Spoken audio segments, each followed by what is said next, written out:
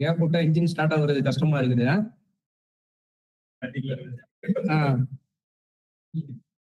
ஆஃப்லைன்ல இருக்கு, ஆன்லைன்ல படிச்சாங்க. ஆஃப்லைன்ல நீங்க சகோதரர் உங்க கருத்துக்களை சொல்லுங்க.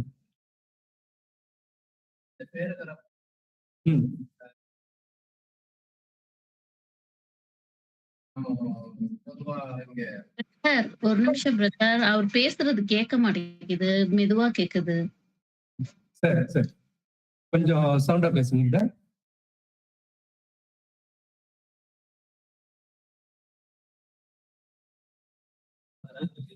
சரி, ஓகே. இப்ப நாங்க உள்ள அரேஞ்ச் பண்றோம். ஆன்லைன்ல இருக்க கொஞ்சம் பேசுங்க இப்போ. பிரதர், நான் எனக்கு தெரிஞ்ச பாயிண்ட் ஷேர் பண்றேன். இந்த ஆவிக்குரிய மேட்டிமை, அதாவது பாகுபாடு பாக்குற மனப்பான்மை இருக்கக்கூடாது. இது இருந்துச்சுன்னா சபையின் வளர்ச்சிக்கு ஒரு மிகப்பெரிய தடையா இருக்கும். இந்த ஆவிக்குரிய பாகுபாடின் ஆபத்து என்னன்னா, ஆவிக்குரிய முதிர்ச்சி எப்படின்னா, மற்றவங்களை ஒதுக்கி வைக்கிறது இல்ல, மாறாக மற்றவர்களை அரவணைப்பதே ஆகும் அப்படின்னு போட்டிருக்கு. இன்னொன்னு இதுக்கு எக்ஸாம்பிள் அந்த பாகுபாடு பாக்குறது, அதுக்கப்புறம் நல்ல வளர்ச்சிய அந்த நிலையில இருக்கிறது ஃபார் எக்ஸாம்பிள் பவுல் இருந்த டைம்ல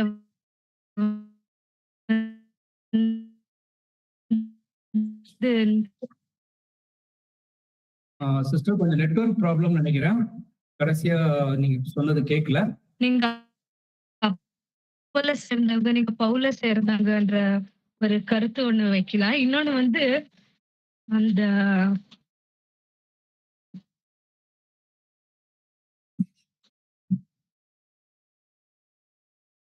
சரி சிஸ்டர், கொஞ்சம் நெட்வொர்க் ப்ராப்ளம் நினைக்கிறேன். நீங்க பேசுனது பாதி கேட்டுச்சு.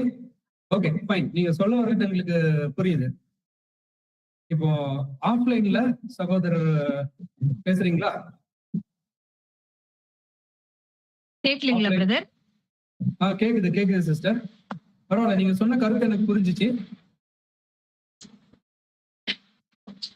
ஓகே, சோ இப்போ ஆஃப்லைன்ல சகோதரர்கள் பேசுங்க யாராவதுனா.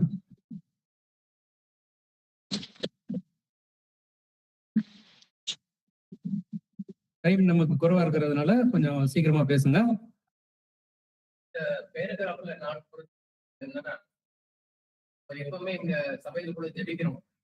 ஜெபிக்கும் போது கடைசியா அந்த வார்த்தைக்கு நம்ம நடிச்சுவடிகளை நாம் பின்பற்றி நடக்க தெய்வ தாமே இறக்கம் பாராட்டணும். அதே மாதிரி தான் நம்ம இயேசு கிறிஸ்து அவரோட இருந்தப்போ கூட எந்த அப்போஸ்தலர்களும் கூட அவர் பாகுபாட பார்க்காம அவர் இருந்தாருன்றதுக்கு இங்க சொல்லப்பட்டிருக்கு. ஏன்னா அவர் கூட இருந்தது 12 அப்போஸ்தலர்கள். அதுக்காக மற்றவர்களை ஒரு அக்கறை காட்டலங்கிறத இந்த பொறிக்கையில இங்க அவர் மற்றவர்கள் மேல கூட அன்பு கொண்டிருந்தாரு, மற்றவர்கள் மேல அக்கறை கொண்டிருந்தாருன்றதுதான் சொல்லுதுங்க இந்த தேர்வு. அதுதான் கேட்டேன். தேங்க்யூ. வேற யாராவது ஆஃப்லைன்ல கருத்துக்கள் சொல்ல விரும்புறீங்களா?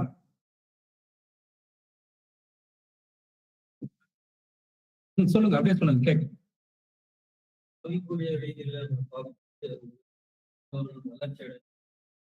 ஒரு சகோதரனுடைய ஐக்கியமாக விரும்பக்கூடியவங்களா நாம இருக்கோம்.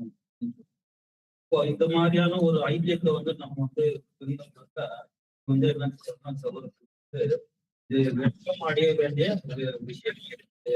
இந்த ஒரு விஷயம் மாத்திரம், அதாவது இந்த அவிக்குற ரீதியில இருக்கிறவங்கிட்ட மாத்திரம் நாம் தொடர் வாய்கள் கொள்கிற விஷயத்த தேவன் தடைப்படப்பட்ட விஷயம் மட்டும் இல்ல, இது வெட்கம் அடைய வேண்டிய ஒரு விஷயமா கூட இருக்குது அப்படின்னு சொல்றாரு. அதனால இந்த ஒரு ஆவிக்குரிய காயங்கள் ஒருவேளை நல்ல ஒரு வளர்ச்சி அடைந்தவர்களா இருக்கிறோம்ன்றது நாம உணர்ந்தோம்னா, இந்த ஒரு வளர்ச்சியை மற்றவர்களும் கூட உண்மையாக அந்த ஒரு வளர்ச்சிக்குள்ள அவங்க போகணும். அப்பதான் ஒரு முழுமையான ஒரு வளர்ச்சிக்கான ஒரு நிலையில பார்க்கணும்.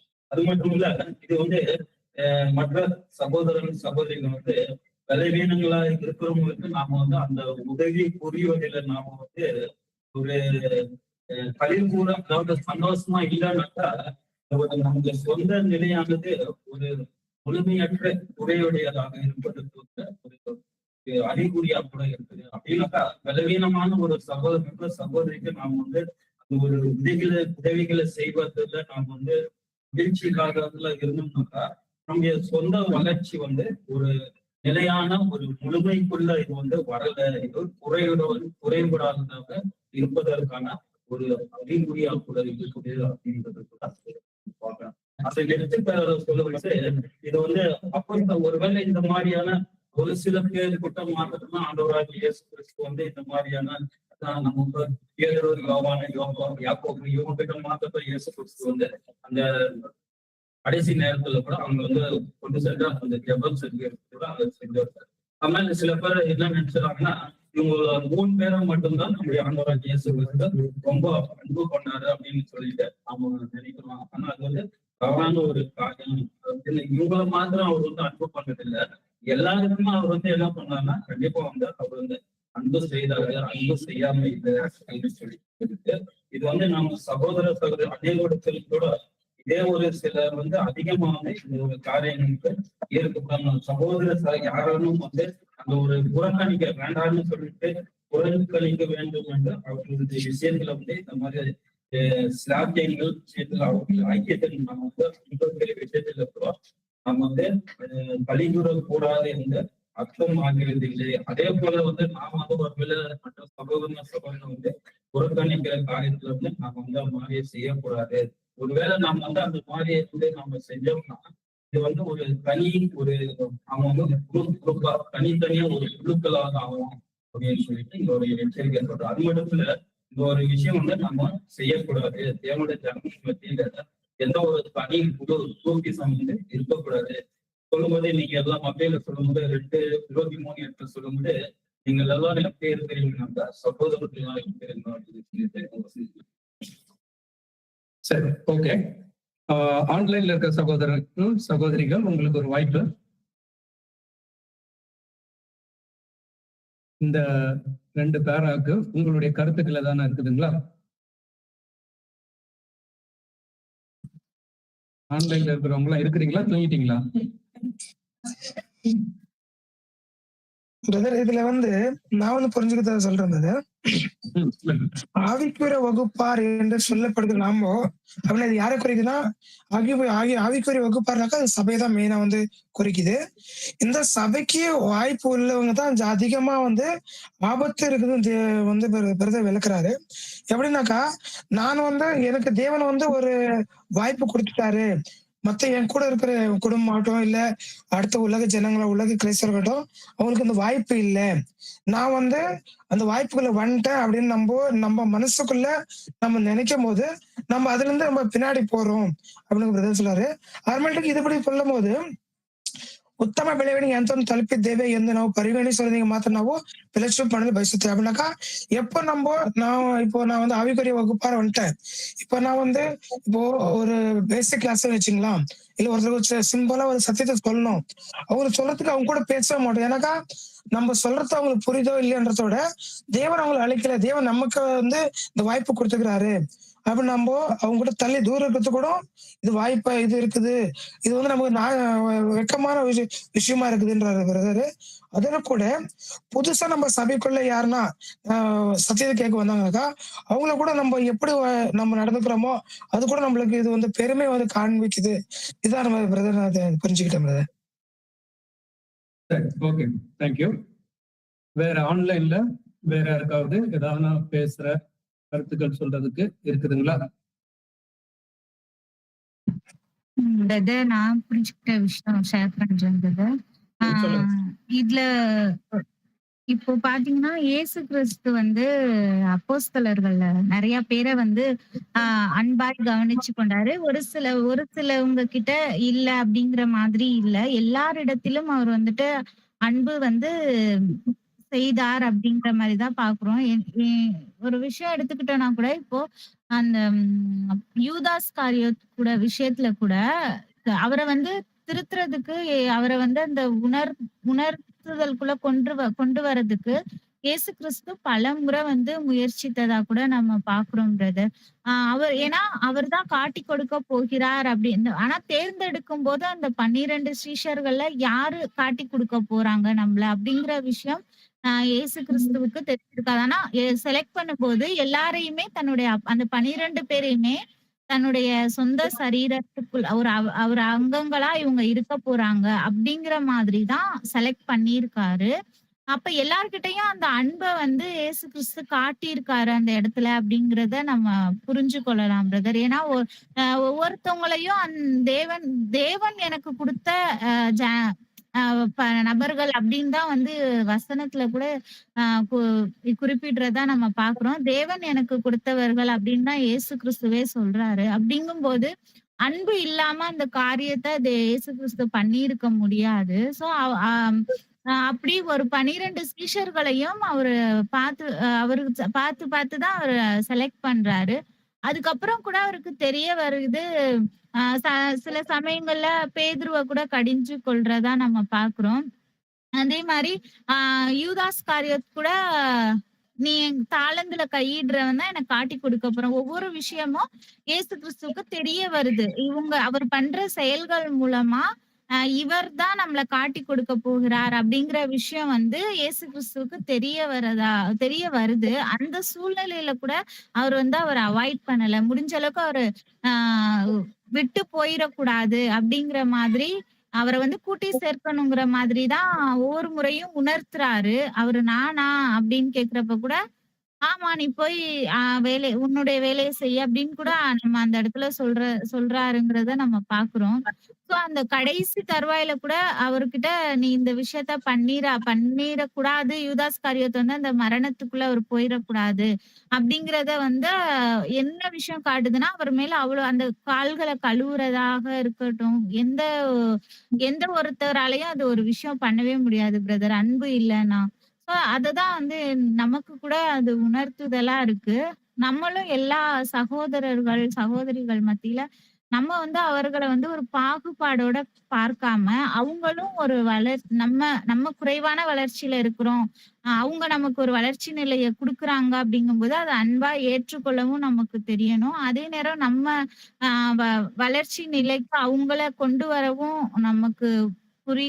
நமக்கு இருக்கணும். அந்த வளர்ச்சி நிலை வந்து 2 பேருக்குமே அந்த வளர்ச்சி நிலைக்குள்ள நம்ம வர்றதுக்கு நம்மளும் வளரணும், அவங்களையும் வளர்க்கணும். அதுல நம்ம வந்து உற்சாகம் உள்ளவர்களா காணப்படணும் அப்படிங்கிறத வந்து நம்ம பாக்குறதா இருக்கோம் பிரதர். இந்த சகோதர சகோதரிகள் ஐக்கியத்துல நம்ம வந்து ஒரு சில பேர் மேல நம்ம வந்து அதிக அன்பு காட்டுவோம், ஒரு சில மேல வந்து அதுக்கு அன்பு குறைவா காட்டுறதுன்னு இல்ல, அந்த சந்தர்ப்பம் சமயம் கூட வாய்க்காம போகலாம். அதற்காக ஒரு அன்பு இல்ல அப்படிங்கிற மாதிரி ஆயிடாது. அத நம்மளும் புரிஞ்சு கொள்ளணும் அப்படிங்கிற விஷயத்த நான் பாக்குறேன் பிரதர். அதுதான் சொல்றாங்க வசனத்துல என்னன்னா, நீங்கள் எல்லாரும் சகோதரரா இருக்கிறீர்கள்.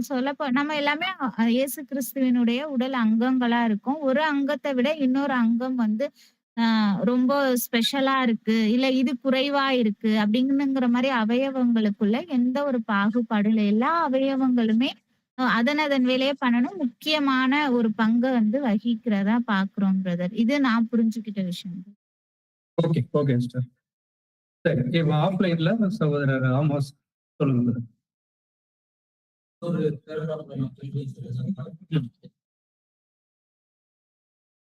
இது சொல்லிட்டு ஒரு காரியம் சொல்றாரு. இது வந்து ஆவிக்குரிய ஒரு பாகுபாடு பார்க்கணும் அப்படின்னு. இது வந்து ரொம்ப என்னன்னா ஒரு வெக்கத்துக்குரிய ஒரு காரியமா இருக்கு. ஆவிக்குரிய பாகுபாடு பார்க்கறது சத்திய நிமித்தம் பாகுபாடு பார்க்கறது வந்து ஒரு வெக்கத்துக்குரிய ஒரு காரியமா இருக்குது. இது நம்மள்கிட்ட இருக்கக்கூடாது அப்படின்னு சொல்லிட்டு அது எப்படி பாக்குறாங்கன்னா, நான் வளர்ச்சி அடைஞ்சிட்டேன், அதனால நான் இன்னொரு வளர்ச்சி அடைஞ்ச சகோதரன்தான் நான் ஐக்கியம் வச்சுக்கணும். வளர்ச்சி இல்லாத புதுசா ஒரு சகோதரர் வந்திருக்கிறாரு, அந்த சகோதரனோட நான் எந்த ஒரு கான்ட்ரிபியூஷனும் வச்சுக்கூடாது. வச்சுக்கிட்டேன்னா என்னுடைய ஆவிக்குரிய காரியம் குறைஞ்சிடும், நான் ரொம்ப கீழா போயிடுவேன் அப்படின்ற எண்ணம் வந்து ரொம்ப வெட்கத்துக்குரிய ஒரு எண்ணம் அப்படின்னு சகோதரர் சொல்லிட்டு அதை சொல்லிட்டு வந்துட்டு என்ன சொல்றாருன்னா, இது வந்து இருக்கவே கூடாது, இது வந்து ஒரு பலவீனமான ஒரு காரியம். ஆனா நம்ம அப்படி இருக்கக்கூடாது. அங்க வந்து ஒரு உதாரணம் கூட சொல்றாரு. என்ன சொல்றாருன்னா, ஆண்டவராகிய இயேசு கிறிஸ்து கூட 12 சீஷர்கள் இருந்தாலும் குறிப்பா ஒரு 3 சீஷர்கள்ட்ட மட்டும்தான் அதிகமான ஒரு ஐக்கியம் வச்சிருந்தாரு. யாரு நம்ம பார்க்கும்போது கூட அநேக வசனங்கள் கூட அதுதான் எடுத்துக்காட்டு. பேதுரு, யாக்கோபு, பேதுரு, யாக்கோபு, அப்புறம் யோவான். அவங்க 3 பேருக்கு தான் அதிகமா ஒரு கான்டெக்ட் வச்சிருந்தாரு. மீதி 9 சீஷர்கள் அவ்வளவா கான்டெக்ட் வைக்கல அப்படின்னு சொல்லுது. அப்படின்னா இவங்களை மட்டும் தான் தேவனே ஒரு இயேசு கிறிஸ்துவே ஒரு பாகுபாட்டு பாக்குறாரு அப்படின்னு. ஆனா அப்படி இல்லை. அங்க ஒரு வார்த்தை சொல்றாரு என்னன்னா, சத்தியத்தினால் உண்டாகும் ஐக்கியத்தினுடைய விஷயத்தில் நாம் சகோதரர்கள் அனைவரிடத்திலும் ஈர்க்கப்படுவதை காட்டிலும் சிறப்பால் அதிகமாக இருக்கப்படுவோம்.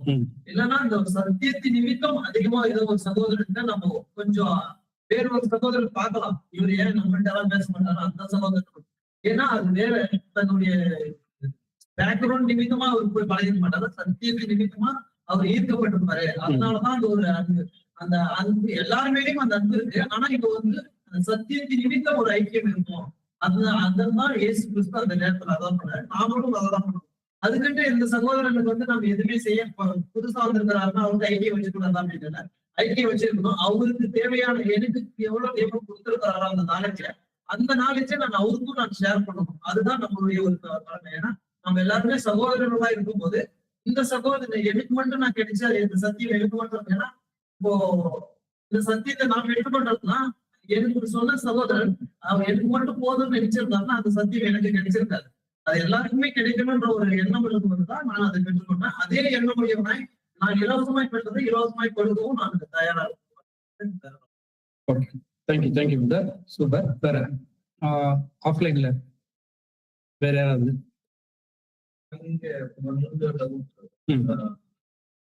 ಪ್ಯಾರಾಡಾಕ್ಸ್ಗಳಲ್ಲಿ ಏನಿದೆ ನಮ್ಗೆ ಎಲ್ಲರಿಗೂ ಅರ್ಥ ಆಗಿದೆ.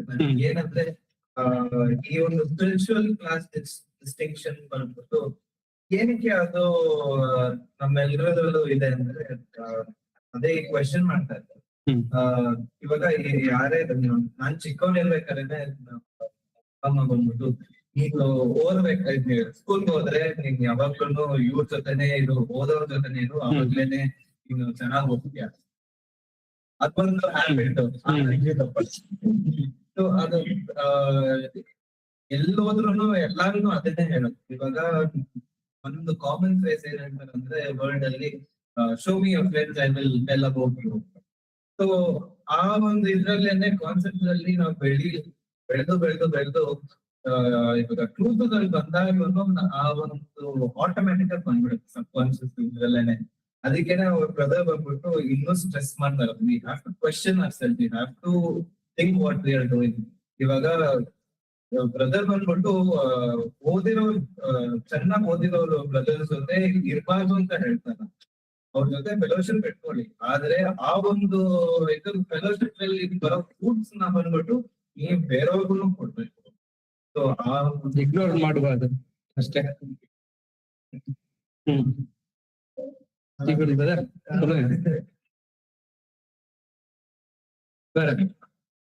நான் என்ன புரிஞ்சுக்கிறேன் இந்த ஒரு விஷயத்துல கரெக்டா அந்த பாயிண்ட் எக்ஸ்பிளைன் பண்ணிட்டாங்க. ஆனாலும் இங்க என்ன பண்றோம்னா ஒரு குரூப் ரீசன் அப்படின்னு நம்ம ஐடென்டிஃபை எடுத்தோம்னா அது தவறுதான். குரூப்பா ஒரு ஃபார்மா வந்து. ஆனா என்ன பண்றா நீ அந்த விஷயத்த வந்து கத்துக்கு டெவலப் யுவர் செல்ஃப்ன்ற அது வந்து ஸ்பிரிச்சுவல் திங்க கத்துக்கோ. இப்போ நல்ல ஒரு பாயிண்ட் சொன்னாரு. ஏசு கிறிஸ்து என்ன பண்றோம்னா ஒரு 3 கேட்டகரி மாதிரி 3 பேர் ஒரு செப்பரேட், 9 பேர் ஒரு செப்பரேட் அப்படியே பிரிச்சுட்டாருன்னா யாரு தேவடி சித்தத்தை புரிஞ்சுக்கிறதுக்கு என்வாரன்மெண்ட் ஜாஸ்தி காமிச்சாலும் அவங்க தான் என்ன பண்ணாருன்னா செப்பரேட் பண்றாரு. அந்த மெச்சூரிட்டியில யார் லெவல் கொஞ்சம் இதா இருந்தாங்களோ அவங்க தான் என்ன பண்ணாருன்னா சரி கொஞ்சம் இதா இருந்தாரு. ஆனா தேவனுடைய சித்தத்துக்கு தன்னை ஒப்பு கொடுக்கறதுக்கு யாரு முழுவதா வந்தாங்களோ அவங்க இன்னும் அதிகமான அந்த பரிசுத்தாவையும் அந்த டெவலப்மெண்ட் அவங்களும் காட்டுறதுக்காக அந்த ஒரு காரியத்தை கூட அவர் கொடுத்து கூப்பிட்டாருன்னு சொல்லி நம்ம பிரதர் சொல்லி கூட நம்ம கத்துக்கலாம். ஆனா அது நமக்குள்ள வரும்போது இப்ப நம்ம என்ன பண்ணோம்னா சத்தியத்துல நல்லா பேசுறவங்க இருப்பாங்க, அந்த விஷயத்த எக்ஸ்பிளைன் பண்றவங்க இருப்பாங்க சத்தியத்தை. அது அந்த ஒரு விஷயத்த பார்த்து ஒரு குரூப்பிசமா ஆயிடுச்சுன்னா புதுசா ஒரு சகோதரர் வரும்போது அவங்கள ஒரு குரூப் அவங்க சத்தியத்துல நல்லா வளர்ந்துவோ அப்படின்னு அவருக்கு ஃபீல் ஆகிற மாதிரி நீங்க என்ன பண்ணிடாதீங்க, சபையில பண்ணிடாதீங்க. அது வந்து சேவம் உண்டாகிற காரியம் ஆயிடும். ஏன்னா புதுசா ஒரு சகோதரர் வந்து எசிலேட் ஆயிட்டு என்ன பண்ணுவாரு, உங்க கூட மிங்கலா மாட்டாரு, தள்ளி அடிப்பாரு. அது ரொம்ப கஷ்டமான காரியம். அதுதான் அந்த மத்தியில கூட அந்த வசனம் சேர்க்கும் போது நீங்க எல்லாம் கிறிஸ்துக்குள்ள எல்லாரும் ஒரே சகோதரங்கள் அப்படின் போது ஒருத்தருடைய குறைபாடு அன்பின் நிமித்தமாக நீங்க நிறைவேற்றணும் போது அந்த சகோதரர் கூட நம்ம கூட சேர்த்து அவருடைய ஆவின்குரிய வளர்ச்சிக்கு போஷாப்பு கொடுக்கறதுடைய வேலையா இருந்தா இந்த சத்தியத்துல அதிகமா இருந்து வளர்ந்துவோம் அவருக்கு என்ன பண்ணணும்னா அந்த ஒரு ஆவிக்குரிய வளர்ச்சிக்கு உதவிகரமா இருக்கணும் தவிர ஒரு டீமா ஃபார்ம் ஆயிட்டு அவர் என்ன பண்ணிடக்கூடாதுன்னா தள்ளி எந்த விஷயத்தையும் இவருக்கு எதுவுமே தெரியாது, இப்பதான் புதுசா வந்திருக்கிறாரு, இவர் என்ன பண்ணலாம் கொஞ்ச நாள் வைக்கலாம் அப்படின்றத ஒரு பண்ணாம அவரு கூட அந்த சத்தியத்துல அந்த ஃப்ரூட்ல வளர்றது டெவலப்மெண்ட் பண்றதுக்கு என்ன பண்ணுன்னா அவரை கூட்டி சேர்த்துக்கங்க அப்படின்ற ஒரு விஷயத்த கூட நான் அதுல கத்துக்கினேன். இதுல கூட நம்ம பார்க்கும்போது அப்போஸ்தலர் விஷயத்துல கூட நம்ம பார்க்கிறோம் இந்த ஒரு காரியம். ஆண்டவர் இயேசு கிறிஸ்து அவங்க கூப்பிடும் போது அவருடைய எஜுகேஷன்ஸும் அவருடைய ஸ்டேட்டஸும் பார்த்துட்டு என்ன பண்ணுன்னா அவரை கூப்பிடல. எல்லாருமே ஆல்மோஸ்ட் யாருதான் ஃபிஷிங் வேலை பண்ணுவதா ஆல்மோஸ்ட் என்ன பண்ணிருக்காங்கன்னா ஷீஷாவே இருந்திருக்காங்க. அவர்தான் எந்த ஸ்டேட்டஸும் அந்த இடத்துல பார்க்கும்போது எல்லா சகோதரர்களும் ஒன்று அப்படின்னு சொல்லிட்டு மத்திய என்ன பண்றோம்னா we are all in the fellowshipல கர்த்தருடைய தேவனுடைய அந்த fellowshipல எல்லாருமே ஒன்றுதான் அப்படின்னு சொல்லிட்டு என்ன பண்ணணும்னா அந்த இடத்துல எந்த ஒரு பாதுகாப்பு படாம என்ன பண்ணிருந்தா கூப்பிட்டுருக்காரு அப்படின்னு சொல்லி பார்க்கிறோம். இந்த விதத்துல நம்ம என்ன பண்ணோம், நம்மளுக்கு ஒரு ஆவிக்குரிய கனிகள் வளர்ந்துட்டு அந்த ஆப்பர்ச்சுனிட்டி எஃபெக்டிவா யூஸ் பண்ணிக்கணும் அப்படின்னு கூட ஒரு விஷயத்த. Okay, thank you brothers. ஆன்லைன்ல இருக்க சகோதரர் சகோதரிகள் யாராவது உங்க கருத்துக்களை பதில் சொல்ல விரும்புறீங்களா? இல்லைன்னா நம்ம கன்க்ளூஷன் போயிடலாம். சொல்லுங்க சார்.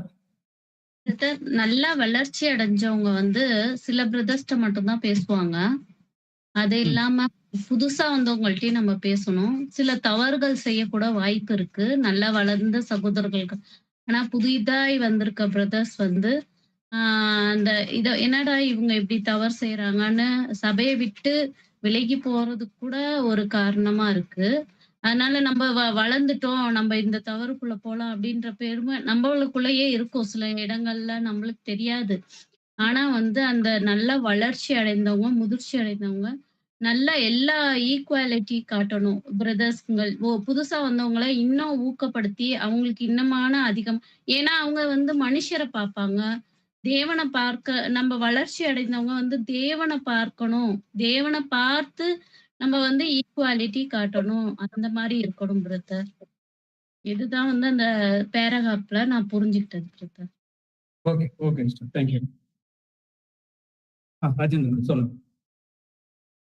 புதுசா அதாவது சப்ஜெக்ட் பேசுற ஒரு சகோதரனை பத்தி 6th வால்யூம்ல என்ன சொல்றாருன்னா, எப்பவுமே நல்லா பேசக்கூடிய திறமை வாய்ந்த சகோதரர் ராஜபுரத்துல இருக்கலாம், நல்லா திறமையா பேசுறாரு. ஆனா அப்பேற்பட்டவங்க என்ன பண்ணுவாங்கன்னாக்கா இப்ப என்ன பண்ணுவாங்க, சபையா வந்து சகோதரர் வந்து என்ன பண்ணுவாரு, அவரா பேச மாட்டாரு. கண்டிப்பா அவர் வந்து கரெக்டா தான் பேசுவாரு அப்படின்னு சொல்லிட்டு என்ன பண்ணுவாங்க, கவனிக்காம விடுவாங்க அப்படின்னு சொல்லிட்டு அது பேசக்கூடிய சகோதரர்களோ அப்படியே சரகமா அப்படியே பேசுறீங்களோ, ஒரு போயம் பேசுற மாதிரி இருக்கோ சகோதரமா பேசுவாரு. அந்த மாதிரி பேசக்கூட ஒரு திறமை. ஆனா புதுசா ஒரு சகோதரன் வந்து பேசக்கூடிய சகோதரன் என்ன தவறு செஞ்சிருவோமோ பயம் சொல்லிட்டு என்ன தவறு இருந்திருக்குமோன்னு சொல்லிட்டு வந்து நிதானிச்சு அப்படி என்ன பண்ணுவாங்கன்னா ரொம்ப பயத்தோட அந்த ஒரு வார்த்தைகளை வந்து பேசுவாருன்னு சொல்லிட்டு 6th வால்யூம். அதே இன்னும் இதுல நம்ம படிச்ச இந்த பேரவையா என்ன சொல்றதுன்னா, பலவீனர்களை பத்தி சொல்றாரு. பலவீனர்களை வந்து உதவி செய்யறதுல நம்ம வந்து எப்படின்னாக்கா கழிவு கூறுவதில்லை, இது நம்ம வந்து சொந்த வளர்ச்சி முழுமையற்றது ஆக்கிவிடும். அதாவது நம்ம சொந்த வளர்ச்சிக்கே ஒரு என்ன சொல்றோம், முழுமை இல்லாத ஒரு நிலையை தான் அனுப்பிக்கிறோம் அப்படின்னு. ஒருவேளை பலவீனர்கள்னாக்கா நம்ம எப்படி எடுத்துக்கணும்னாக்கா 1 வருஷம் 2 வருஷம் ஆனவங்கனாக்கா கண்டிப்பா சொல்றோம் பலவீனர்கள் சொல்லி.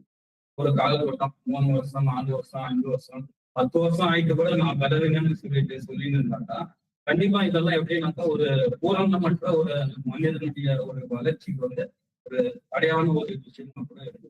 அதனால நம்ம என்ன பண்ணக்கூடாதுன்னா, நான் வந்து பலவீனன் அந்த ஒரு விஷயத்த வந்து நம்ம இருக்கக்கூடாது.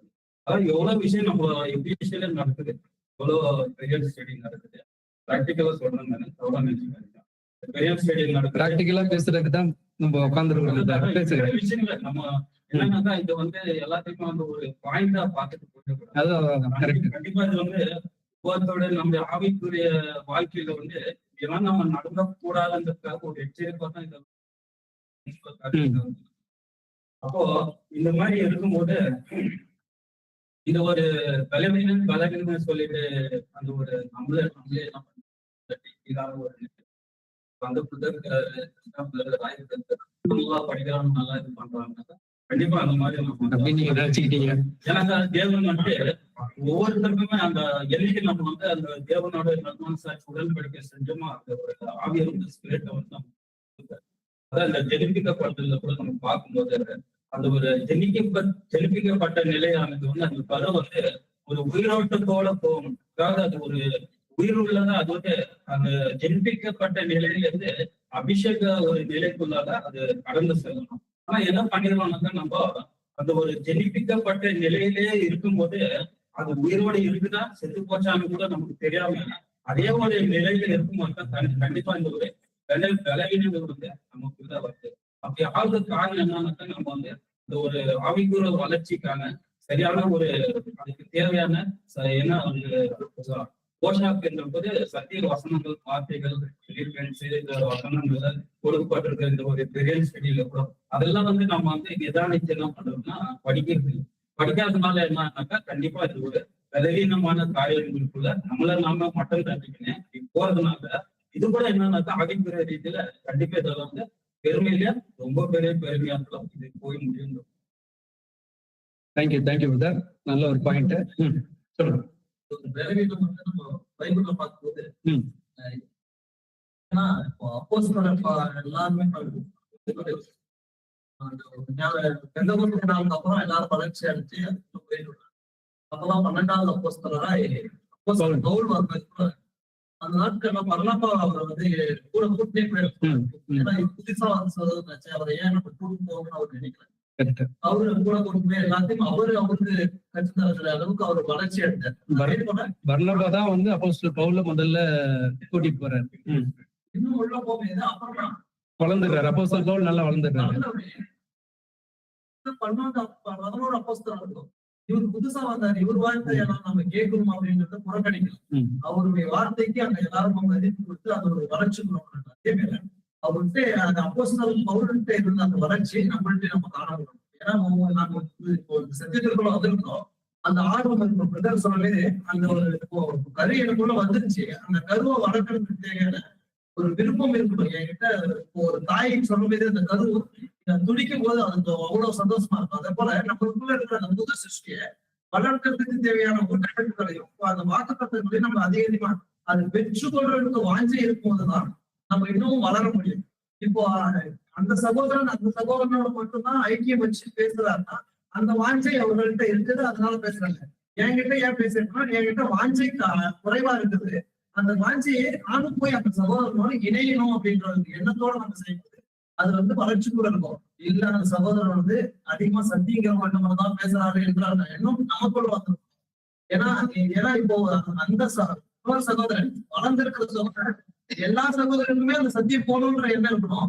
இப்போ நான் குறைவில் இருக்கிற சகோதரனா இருக்கிற போது நான் குறைவில் இருக்கிறேன். எந்த சகோதரனுக்கு அதிகமான அந்த கற்றுக்கொள்ள முடியுமோ அந்த சகோதரன் தேடி போகணும்.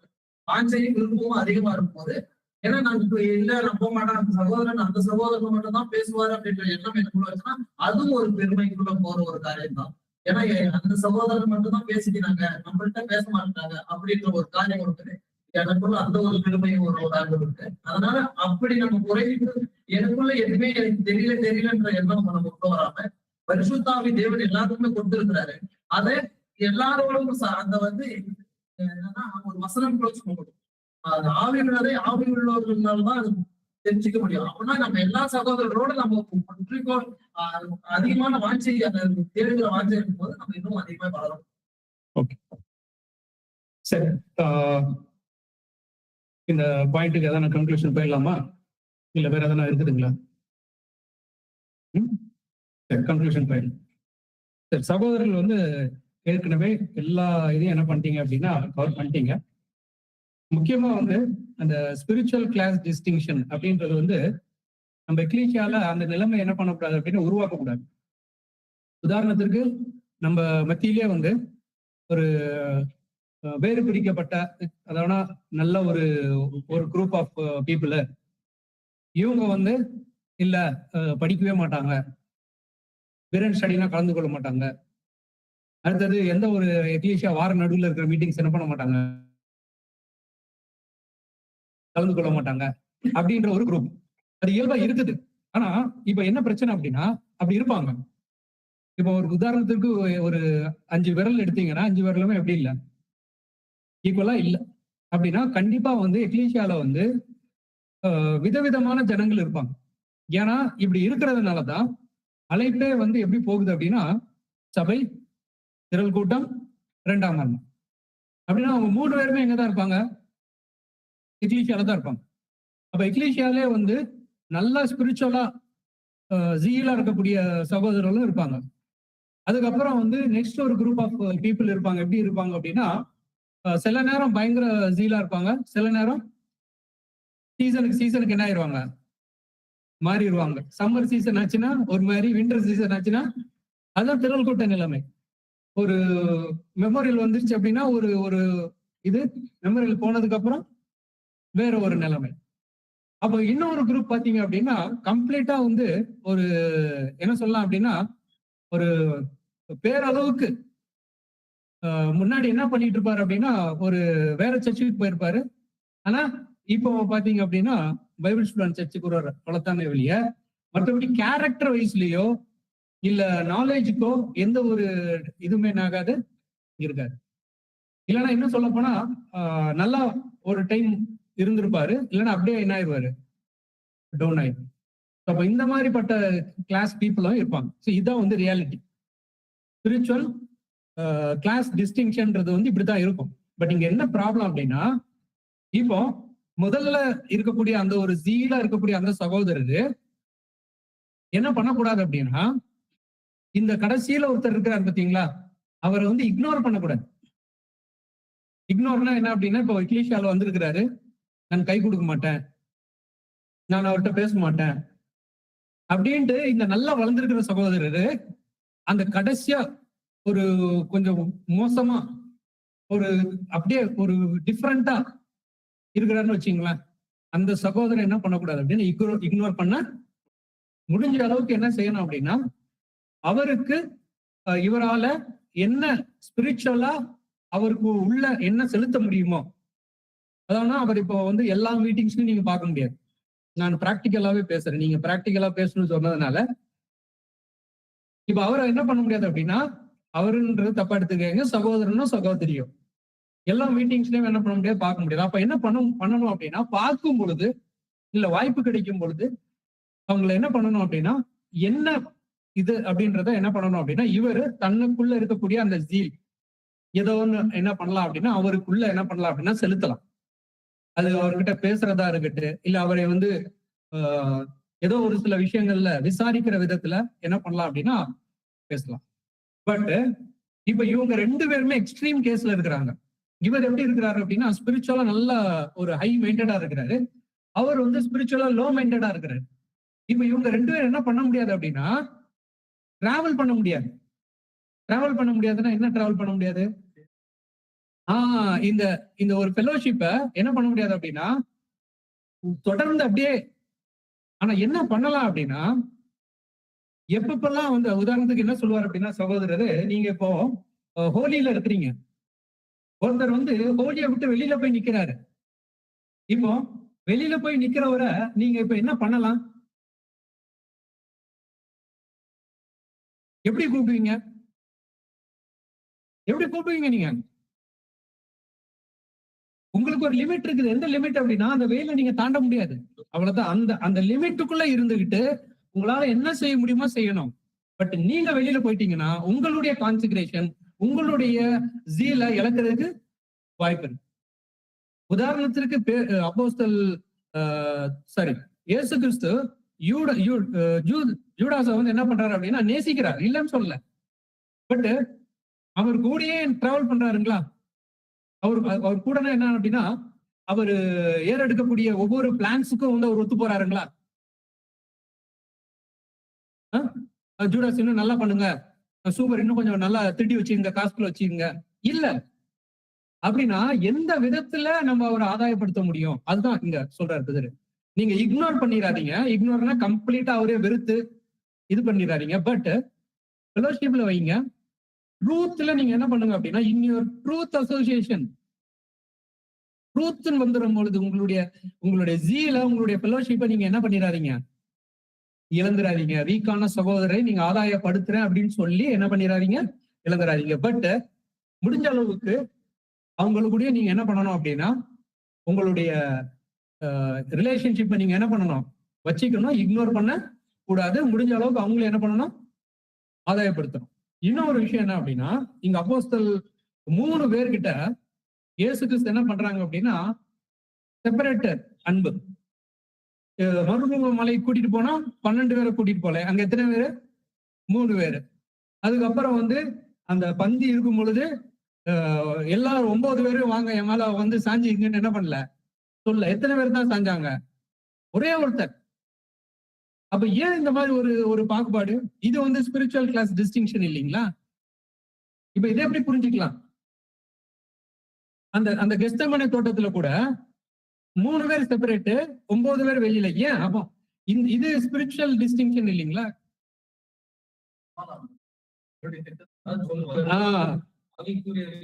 இப்ப சகோதரர் சொன்ன ஒரு வார்த்தை என்ன சொன்னாங்க, ஜாஸ்தி இன்வால்வ் ஆனாங்க. நீங்க சொல்லுங்க புதர்.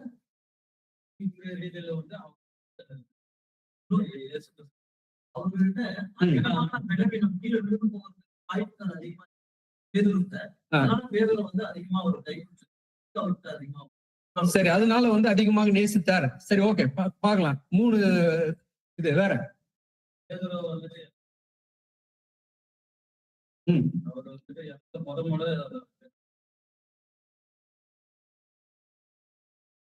இல்ல, என்னுடைய கேள்வி என்ன அப்படின்னா, ஏன் இந்த 3 பேர் ஸ்பெஷல்? மற்ற 3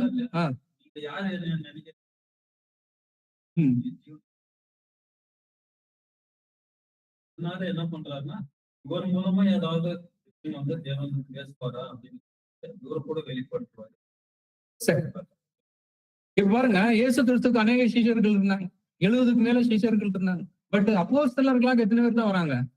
12. அந்த 12ல இருந்து ரொம்ப ஒரு நேசிக்கப்பட்ட ஒருத்தர் யாருன்னா 3 பேர் தான். அப்ப ஏன் இந்த மாதிரி ஒரு 3, அதுக்கப்புறம் ஒரு 9, அதுக்கப்புறம் ஒரு 70? ஏன் இப்படி? அப்ப இங்கே வந்து இயேசு கிறிஸ்து வேறு பிரிச்சு காமிக்கிற மாதிரி தான் இருக்குது. இவங்க ஒரு 3 பேரு, அதுக்கு அப்ப அடுத்ததுல வந்து யார், எத்தனை பேர்? ஒரு 9, அதுக்கப்புறம் ஒரு 70. இதே மாதிரி ஒரு விஷயம், ரத்தத்தையும் மாசத்தையும் சாப்பிடுங்கன்னு சொல்லும் போது என்ன சொல்றாங்கன்னா, இது கடினமான போதனை, அந்த போதனை அவங்க அட்ஜஸ்ட் பண்ண பைக் போயிடறாங்க. அப்ப யார் தான் நிக்கிறாங்க? 12 பேர் நிக்கிறாங்க. கரெக்ட். அதுதான் வந்து இங்க சகோதரருடைய சொல்லக்கூடிய விஷயம் என்ன அப்படின்னா, யாருக்கெல்லாம் வந்து அந்த ட்ரூத்ல ரொம்ப அசோசியேட் ஆயிருக்கிறாங்க, ரொம்ப என்ன பண்ணிருக்கிறாங்க அப்படின்னா, ஈர்க்கப்பட்டிருக்கிறாங்க, இன்வால்வ் ஆகுறாங்க. உதாரணத்திற்கு இப்போ வாரத்துல 3 நாள் கிளாஸ் நடக்குதுன்னு வச்சுக்கலாம். இப்போ 3 நாள் நானு வரல, 2 நாள் நான் வரேன். அடுத்து இன்னொரு சகோதரர் வந்து 1 நாள் வராரு, இன்னொரு சகோதரர் வந்து 3 நாள் வராரு. உதாரணத்துக்கு சொல்றேன். இப்போ இதுல யாரு ரொம்ப அசோசியேஷனா இருக்கிறா கிளாஸ் அட்டென்ட் பண்றதுல? அந்த 3 நாள் வந்தவர். அதுக்கு அடுத்த ஸ்டெப்ல யார் இருக்கிறது? அந்த 2 நாள். இன்னொருத்தர். அப்படின்னா இதெல்லாம் எதை அடையாளப்படுத்துகிறது அப்படின்னா, நம்ம எவ்வளவுத்துக்கு நம்ம என்ன பண்றோம் அப்படின்னா, தேவனை நேசிக்கிறோம். உதாரணத்திற்கு இப்ப அந்த 3 பேர் இருக்கிறாங்கல்ல, இவங்க கிட்ட ஏன் அந்த ஸ்பெஷல் அன்பு அப்படின்னா, சும்மா இல்ல, இவங்க என்ன பண்ணிருக்கிறாங்க அப்படின்னா, இவங்களும் இயேசு கிறிஸ்து காட்டின அன்புக்கு ரிட்டர்ன் கொடுத்திருக்கிறாங்க. இவங்களும் எஃபர்ட் போட்டிருக்கிறாங்க. அதனாலதான் இயேசு கிறிஸ்து இவங்க மேல செப்பரேட் பாசம். அதாவதுனா இயேசு கிறிஸ்து எல்லாரும் மேலேயும் தனியான அன்பு தான். அதுக்காக வந்து இயேசு கிறிஸ்து என்ன பண்ணலாம் அப்படின்னா, இவங்களை ஸ்பெஷலா நேசித்து, இவருக்கு 3 மீன், உங்களுக்கு 2 மீன், இவங்களுக்கு 1 மீன், அப்படியெல்லாம் இல்லை. எல்லாருக்கும், உதாரணத்துக்கு நான் சொல்றேன், 3 மீன் கொடுத்தாருன்னா எல்லாருக்கும் 3 மீன் கொடுத்தாதான். ஆனா ஒருவேளை என்ன சொல்லிருக்கலாம் அப்படின்னா, யோவான், இயேசு கிறிஸ்து இருந்தாங்க, என் மீனை நீங்க கொஞ்சம் வச்சுக்கோங்க, எனக்கு 2 போதும், நீங்க கொஞ்சம் எக்ஸ்ட்ராவா சாப்பிடுங்க. ஏன்னா நீங்க என்ன பண்ணிருக்கிறீங்க, காலையில இருந்து என்ன பண்ணிருக்கிறீங்க, பேசியிருக்கிறீங்கல்ல, எனக்கு 2 போதும். இது ஒரு ஜஸ்ட் ஒரு கற்பனை. அதே மாதிரி தங்களுடைய அன்பை என்ன பண்ணிருக்கலாம் அப்படின்னா, ஏதோ ஒரு விதத்துல காட்டியிருக்கலாம். அதனாலதான் இவங்க 3 பேர் வந்து ரொம்ப ஸ்பெஷல்.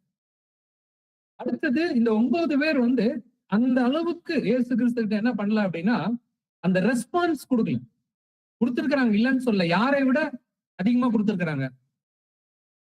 70 பேரை விட அதிகமா கொடுத்துருக்காங்க. ஆனா யாரை விட கொடுக்கல, ஜாஸ்தி கொடுக்கல. இதேதான் வந்து இப்போ பிதா இருக்கிறாங்கன்னு வச்சுக்கீங்களேன். பிதா யார் அதிகமா நேசிப்பாங்க?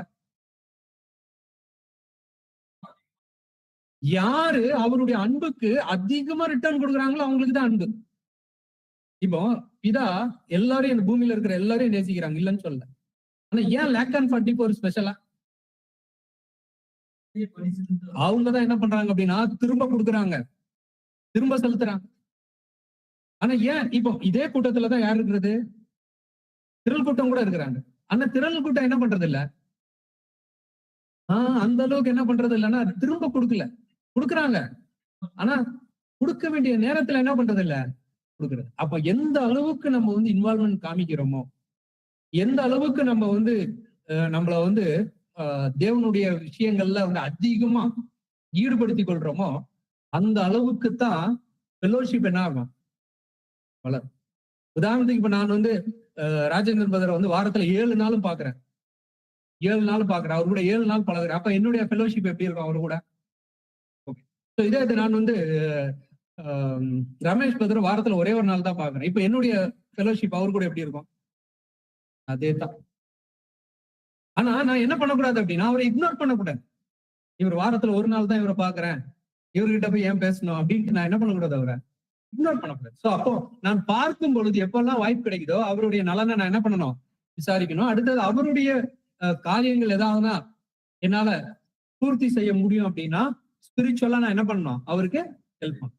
அதுதான் வந்து இந்த இடத்துல வந்து அந்த சோசியல் டிஸ்டிங்ஷன் நம்ம யாருமே என்ன பண்றது இல்லை அப்படின்னா, சமுதாய ரீதியாக நம்ம யாரையுமே என்ன பண்றது இல்லை அப்படின்னா பெரியவர் சின்னவர்னு என்ன பண்றது இல்லை, பாக்குறது இல்ல, பார்க்கவும் கூடாது. இப்படி பாக்குறோம் அப்படின்னா தயவு செய்து என்ன பண்ணிக்கணும், மாத்திக்கணும், திருந்திக்கணும் தயவு செய்து. சரி, இப்போ அது தவிர நெக்ஸ்ட் என்ன பண்ணக்கூடாது அப்படின்னா ஸ்பிரிச்சுவலாவும் வந்து என்ன பண்ணிடக்கூடாது அப்படின்னா பிரிச்சு பார்க்க கூடாது. பட் நார்மலாவே அசோசியேஷன் ஃபெலோஷிப் வந்து யார் கூட ஜாஸ்தி வரும் அப்படின்னா, யார் கூட நம்ம அதிகமா வந்து ட்ரூத்ல நல்லா புரிஞ்சுங்க. இதுவும் நான் சொல்றேன், தயவு செய்து என்னைக்குமே வந்து மாம்சத்தின் ரீதியாக சகோதரர்கள் கூட சகோதரி கூட பழகாதீங்க. அப்படின்னா நான் என்ன சொல்ல வரேன் அப்படின்னா, என்னைக்குமே உங்களுடைய ரிலேஷன்ஷிப் ஒரு சகோதரன் கூட எதுக்கு நடுவுல தான் இருக்கணும், ட்ரூத்துக்கு நடுவுல தான் இருக்கணும். ட்ரூத் தான் உங்க 2 பேரும் என்ன பண்ணணும் அப்படின்னா இணைக்கணுமே வழிய மாம்ச ரீதியாக என்ன ஆகக்கூடாது அப்படின்னா இணைக்கப்படக்கூடாது. அப்படி நம்ம மாம்ச ரீதியா இணைக்கப்பட்டிருக்கிறோம் அப்படின்னா சீக்கிரத்துல அந்த பாண்டிங் என்ன ஆயிரும், கட்டாயம். அது நம்ம கிளியரா என்ன பண்றோம் அப்படின்னா அனுபவத்திலே பார்க்கறோம். என்னைக்குமே நம்ம ஒரு சகோதரன் கூட நம்ம இணைக்கப்படும் பொழுது நடுவுல நமக்கு பாலமா இருக்க வேண்டியது என்ன அப்படின்னா தேவனுடைய சத்தியம், தேவனுடைய அன்பு. அதுதான் நமக்கு வந்து பாலமா இருக்குன்னு வழிய மாம்சிக ரீதியாக உலக காரியங்கள் வந்து இருக்கலாம். பட் அது எதை மிஞ்சக்கூடாது, ஸ்பிரிச்சுவலா என்ன பண்ணக்கூடாது, மிஞ்ச கூடாது. வேற எதனா இருக்குதுங்களா? சொல்லுங்க. பேசும்போது அந்த பாயிண்ட் ஸ்ட்ரைக் ஆச்சு. அதான் இயேசு கிறிஸ்து ஏன் 70 பேரு 9 பேர் 3 பேருன்னும் போது ஈவன் ஹோலி ஸ்பிரிட்ல கூட டிஃபரன்ஷியேட் யார் அதிகமா அதை செலவு பண்றாங்களோ அவங்க தான் அந்த ஆவி கரெக்ட் யூஸ் பண்றது. பண்ண எவ்வளவு செலவு பண்ணிக்கிறீங்களோ அந்த ஆவி வந்து அதிகமா கொடுக்கப்படும். அதே வேரியேஷன் இந்த மாதிரி செலவு பண்ண நட்சத்திரத்துக்கு நட்சத்திரம் வேறுபாடுனா அதை கூட அவங்க வந்து என்ன பண்ற தேவனும் மறைப்பா யாருக்கும் பெருசு ஜாஸ்தி இல்ல, யார் அந்த அதிகமா அவங்க வந்து அந்த கிரேட்னஸ் வந்து ஜாஸ்தி இருக்கும். இது அந்த ஸ்பிரிச்சுவல் எக்ஸ்டென்ஷன் தான் எக்ஸலண்டா ஒரு ஒர்க்கரை வந்து கம்ப்ளீட் பண்ணிக்கணும் போது தான் அந்த ஸ்பிரிச்சுவல் எக்ஸ்டென்ஷன் கூகுள்ல பார்க்கும் அது நல்லா கொடுக்குறாமா. அது வந்து கம்ப்ளீட்டா முடிச்சுட்டு அதுக்கு வந்து தேவன் கேட்டதோட ஜஸ்டிஃபை ஜாஸ்தி யார் பண்ணாங்களோ அவங்களுக்கு அந்த தகுதி கொடுக்குறேன் அப்படின்னு சொல்லிட்டு யாருக்கும் பாகுபாடு எல்லாரும் ஒரே ஆவியாதான் கொடுத்தாரு. ஆனா அந்த ஆவியை பெற்றுக்கொண்டு அவங்க திரும்ப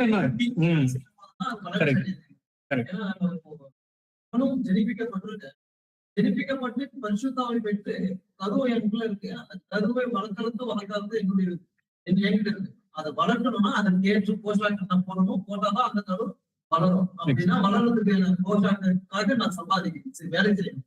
வேலை செய்யறது அது நம்மளுடைய சொல்லுங்க.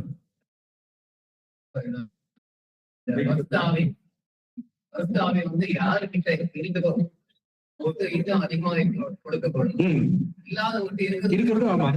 ஆமா. எக்ஸாக்ட். சூப்பர். சொல்லுங்க சார் கிருஷ்ணா சார். இயேசு கிறிஸ்து என்னைக்குமே தன்னோட சீசர்களுக்கானதான் இன்னைக்கு இருக்க அவருடைய சீசர் பாகுபாடு காட்டுறதே இல்லை. நீங்க சொன்ன கருத்து தான். நீங்க அப்போஸ்தலர் பவுலுக்கு எந்த மாதிரி ஒரு ஆவிக்குரிய ஸ்பிரிட் கொடுத்தாரோ, வல்லமை கொடுத்தாரோ, அதே வல்லமை தான் நமக்கும் கொடுத்திருக்காரு. பவுல் மட்டும் அது கிராண்டா பயன்படுத்தாரு, நம்ம அவ்வளவு கிராண்டா பயன்படுத்துறது நம்ம பக்கம் தான் தவிர மோகன் பிரதர்ஸ் தான். அது ஒருவேளை கொடுத்து நம்ம பயன்படுத்தலாம். தேவன் என்ன பண்ணுவாரோ ஒரு டைம் வச்சிருப்பாரு. எல்லாத்துக்கும் ஒரு கால பகுதியும் இருக்கு. அந்த டைம் வரைக்கும் தான் அந்த ஆவி நமக்குள்ள வேலை செய்யும். அப்ப என்ன பண்ணுவோம், டக்குன்னு ரிலீவ் பண்ணிடுறாரு. ஏன்னா அந்த நம்ம யூஸ் பண்ணிக்கிற விதத்துலதான் பயன்படுத்திக்கிறோம். அது ஆவிக்குரிய வளர்ச்சிக்கு மட்டும் பயன்படுத்தினா அப்போஸ்தலர் பவுலோட கிரேக்கா விஷயங்கள் எல்லாம் இருக்கு. என்ன வந்து சொல்ல போனா ஒரு சகோதர சொன்ன விஷயம் என்னன்னா, ரசல் புதரையும் பவுல வச்சு பார்த்தா கூட ரசல் புதர் இருக்கிற ரைட்டிங்ஸ் வந்து எங்கேயோ இவ்வளோ விஷயம் இருக்கு. அப்படி என்ன அவர் பயன்படுத்தி இருப்பாரு. ஆவியை பயன்படுத்தாம அவர் எழுத்துக்கள் எழுத வாய்ப்பே இல்லை. ஒரு மாம்சத்தில் எழுத நிறைய பயன்படுத்தினார்.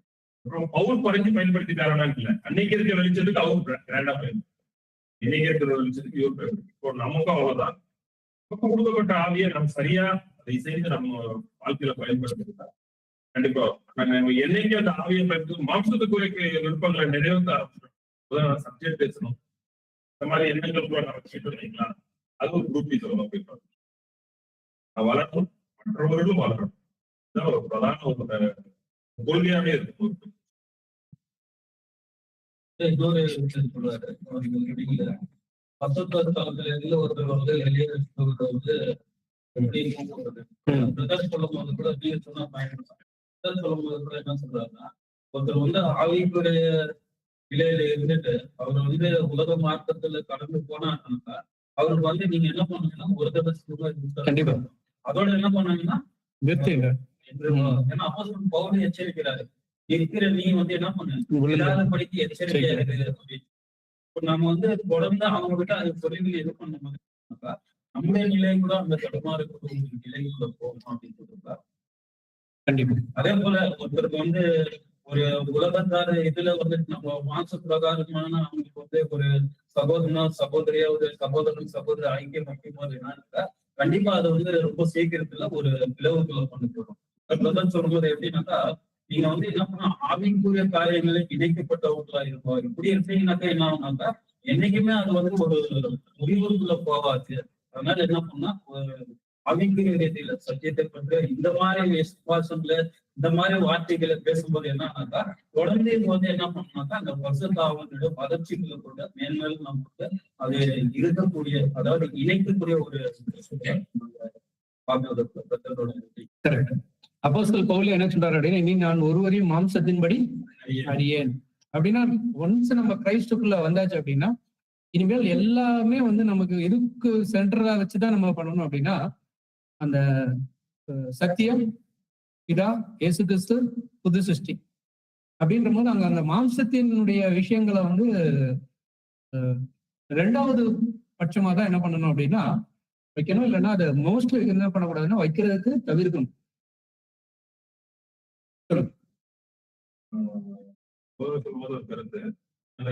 கருத்து கனெக்ட் பண்ணிக்க வெளியே வந்து நம்ம வாய்ப்பு இருந்தா நம்மளும் இழந்துருவோம். சொல்லும்போது நம்ம ஒரு 2 மாசத்துக்கு ஒரு சகோதரன் அவர்கிட்ட ஒரு கேள்வி பண்ணுவோம். அந்த கேள்விக்கு இது பதில் கரெக்டா இருக்கும். ஆசிரியப்ப கூடாதவர்களுக்குள்ள அந்த பிரதான பரிசுத்தலத்துக்குள்ள நம்ம என்ட்ரே இருக்கோம். நம்மளோட நோக்கம் என்ன, மகாபரிசுத்தல போறது நம்மளோட நோக்கம். அதுக்காக தான் அந்த வெளிச்சம், அந்த பலிபீடம் இருக்கு, அந்த அப்பம் இருக்கு, எல்லாம் இருக்குன்னு சொல்றப்போ அவரோட ஒரு கேள்வி போட்டோம். இப்போ நம்ம வந்து எல்லா இதையும் மிக்கிறோம். இப்போ ஒரு சில நேரங்கள்ல அப்பமா இருக்க வேண்டியது இருக்கு. நம்ம அப்பம் முக்கியமா, ஒரு டேபிள் முக்கியமா கேட்டோம். இப்போ அவங்களுடைய கருத்து அப்பதான் முக்கியம், அப்பதான் முக்கியம்.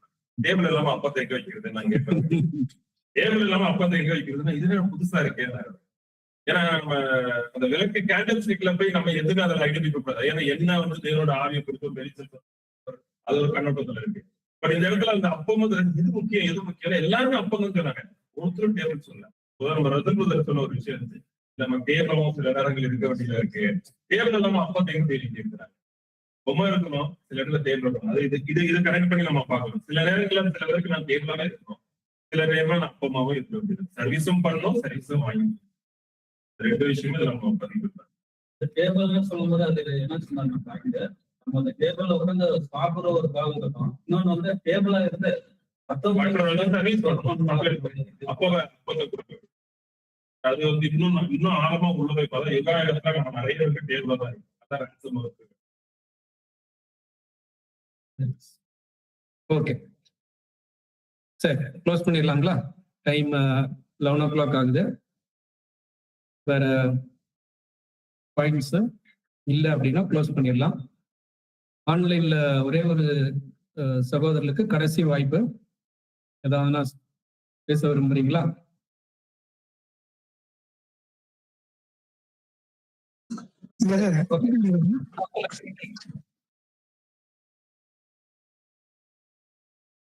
கேக்குதுங்களா? கேக்குது பிரதர், சொல்லுங்க. Okay brother. இப்போ நான் இந்த சப்ஜெக்ட்ல இந்த பேராகிராஃப்ல நான் புரிஞ்சுக்கிறது என்ன பகிர்ந்து கொள்ள பிரதர். எப்படின்னாக்கா, நம்ம சபையில நம்ம அதிகமா வளர்ந்துருக்கிறோம். அது நமக்கு தெரிஞ்சாலும் இன்னொருத்தர் தெரிஞ்சாலும் அதை டிவைட் பண்றது சத்தியம் தான். ஏன்னாக்கா அது இது கருக்குள்ள அறிவு. அது எப்படின்னாக்கா, எப்படி அவங்க இயேசு கிறிஸ்துவோட அந்த 70 அவர் 9 அவர் 3 இது டிவைட் பண்ணதுனாக்கா, எப்படி அவரோட மாம்சத்தை நம்ம ஒரு சத்தியத்தை நம்ம எவ்வளவு உட்கொள்றோமோ அதை நம்ம டிவைட் பண்ணுது. அதுக்குன்னு நம்ம தான் இவங்க கொஞ்சம் புதுசா வந்துக்கிறாங்கோ, அதே போல இவங்க சபைக்கு வரத்துல இல்ல இவங்க சத்தியத்துல உள்ள ஆர்வம் காட்டுறதுல அப்படின்னு நம்ம டிவைட் பண்றதை விட்டுட்டு தேவனோட வஸ்திரம் தான் அதை டிவைட் பண்ணுவோம். நம்மளாக அதை டிவைட் பண்ணக்கூடாது. ஓகே ஓகே பிரதர், சரி, தேங்க்யூ பிரதர். ஆன்லைன்லயும் மற்றும் நேர்லயும் கலந்து கொண்ட சகோதர சகோதரிகளுக்கு சபையின் சார்பாக நன்றிகளை தெரிவித்துக் கொள்கிறோம். இன்னைக்கும் முடிஞ்ச அளவுக்கு நீங்க என்ன பண்ணீங்க அப்படின்னா பார்ட்டிசிபேட் பண்ணீங்க. கொஞ்சம் என்ன இருக்குது அப்படின்னா சீர் குறைஞ்சிருக்குது ஃபர்ஸ்ட் கிளாஸுக்கும் இந்த கிளாஸுக்கும். பட் பரவாயில்ல, நம்ம வர நாட்கள்ல இன்னும் என்ன பண்ணலாம் அப்படின்னா எஃபெக்டிவா இன்னும் நல்லா என்ன பண்ணலாம், பார்ட்டிசிபேட் பண்ணலாம். இந்த ஒரு கூடுகைக்கு நிறைவு ஜெபத்தை நம்ம மத்தியில இருக்க மோகன் அவர்கள் ஜெபிக்குமாறு சபையின் சார்பாக.